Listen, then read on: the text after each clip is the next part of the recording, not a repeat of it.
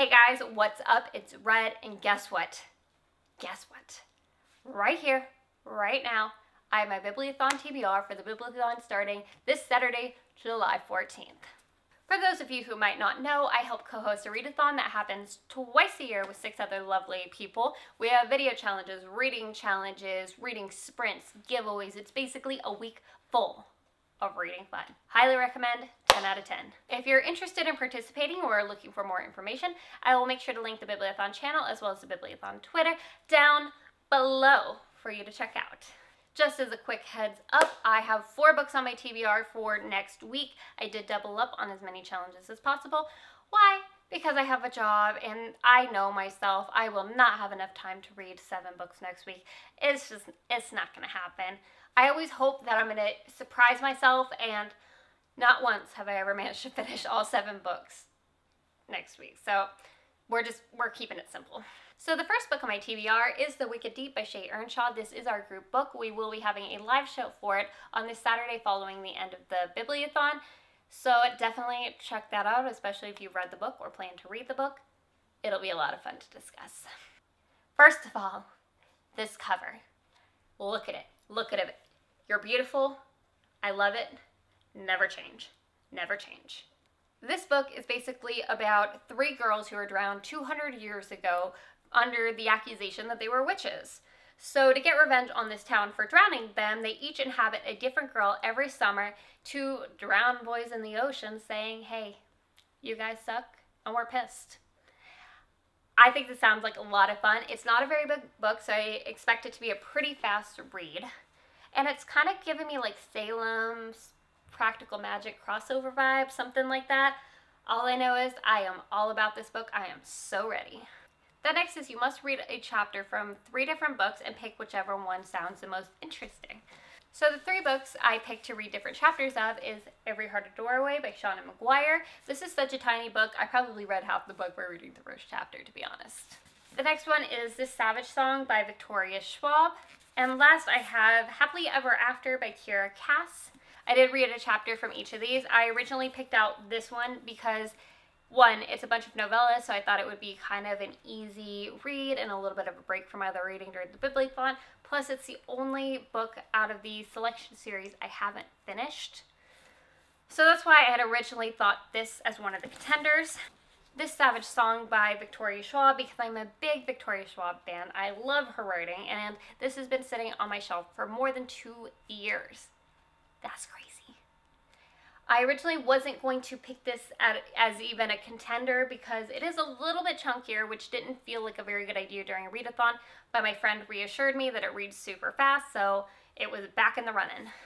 With Every Heart a Doorway, this has been sitting on my TBR for a long time now. I actually had put this on my TBR for the last Bibliothon, never quite made it to this book during that Bibliothon, so I thought I would give it another round. So this is our winner for this challenge because I didn't get to read it last time, plus it's super tiny, and I thought that would be fantastic for a readathon. But I will admit, this Savage Song had a very, very impressive first chapter. I was very into it, so if for some reason Every Heart a Doorway doesn't hold my attention, which seems unlikely, but in case it doesn't, I will probably switch to this Savage Song as the backup, but we are going with Every Heart a Doorway.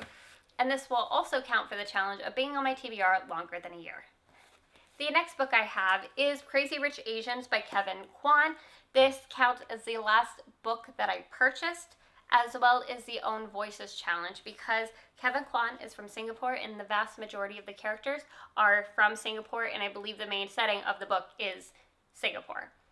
I think the main character is American-born Chinese. I did actually start the book. Oops. I didn't really want to wait when I first bought it, but then I decided to stop and read it for the Bibliothon and just be patient. But it was hard because the little bit that I read was really, really good. I'm super excited for the movie, and this is definitely one of my most anticipated reads for next week. I'm not usually a contemporary person, but I was super, super into the little bit that I read of this, so I'm super excited. And the last book I have on my TBR is The 7 Husbands of Evelyn Hugo by Taylor Jenkins Reid. Can we just talk about this cover for a second? I love that this book is about an old classic Hollywood actress, And so the cover looks like one of the classic Hollywood magazines when these cover girls, these starlets, would be on the covers of these glamour magazines.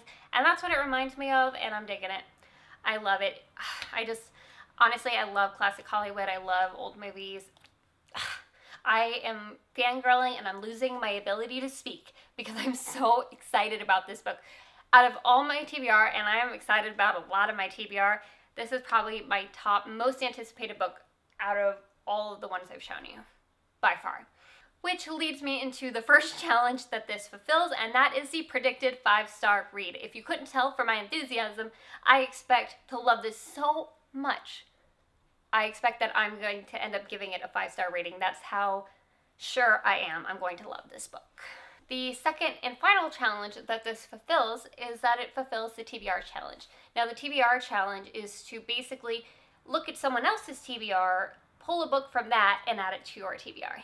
So I just Googled TBR videos into the YouTube search bar, came across Derby Lane Reading, who's actually super cool, and I highly recommend checking out her channel because that was an excellent find. But she had this book on her TBR, on the TBR video that I clicked, so thank you, Derby, for allowing me to add this to my TBR and giving me an excuse to buy this book, because obviously I need an excuse to buy more books, like it's a problem. So that covers my TBR for next week. I am super excited about all of these books. I always like the books that I choose for my TBRs, but I don't always love every single one of them in the sense that I'm dying to read every single one. But I can genuinely say that every book on my TBR I am actually dying to read. So I feel like it's going to be a really good reading week, if for no other reason than I genuinely want to read every single book on my TBR. For those of you who might be participating in the Bibliothon next week, we do have a Twitter thread going, so you can link us to your TBR videos, your TBR blog posts, your Instagram posts, wherever you're posting your TBR, come let us know. I've personally watched and looked at every single TBR that you guys have sent us. I genuinely enjoy it, and I learn about lots of new books, and I get to learn about you guys, and it's a lot of fun. So if you're participating, I highly recommend sharing your TBR with us on Twitter. Alright, I guess that's it. I do have a lot of reading to get done before the Bibliothon starts this Saturday, but I'm so excited. I'm so ready. I'm ready for the reading sprints. I think the reading sprints are my favorite part because I love reading with you guys, and I just get super geeky and excited, and then you guys send me pictures of your pets, and it's a fun time. I will talk to you later, probably this Saturday.